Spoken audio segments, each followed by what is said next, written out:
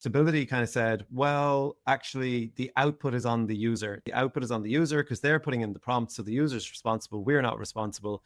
And the judge basically said exactly what you've said there. Well, no, hang on a second, because you had to include the stuff in the training data.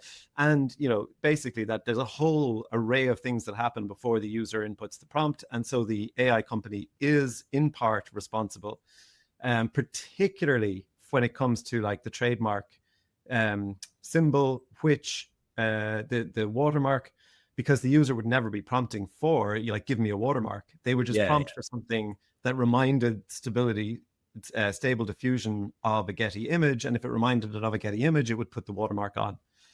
So that was significant, that the AI company does have responsibility. It's not just the user's prompt. And Getty Images basically kind of won that part, that yes, there was some trademark infringement going on there. But then the other part, where basically Getty Images were saying that this was kind of like selling a bootleg tape or VHS. So even though they couldn't take a case about actually using the copyright material in the training data, having the actual model available in the UK was a copyright infringement, they said, because it had been trained on copyright material and now it was being used in the UK. And Stability said, no, you can't equate it to like a VHS or a tape. It's not like that.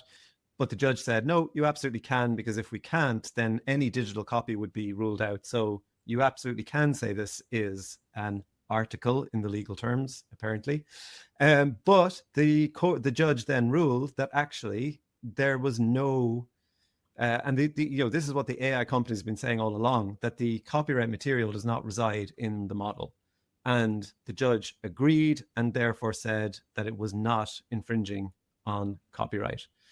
And fantastic. again, Barry Scannell's kind of overview was just pointing out that is really significant, because it's, the AI companies have been saying this, but now we actually have a legal ruling that says, yes, that's correct. The copyright material is not in the model. Interesting.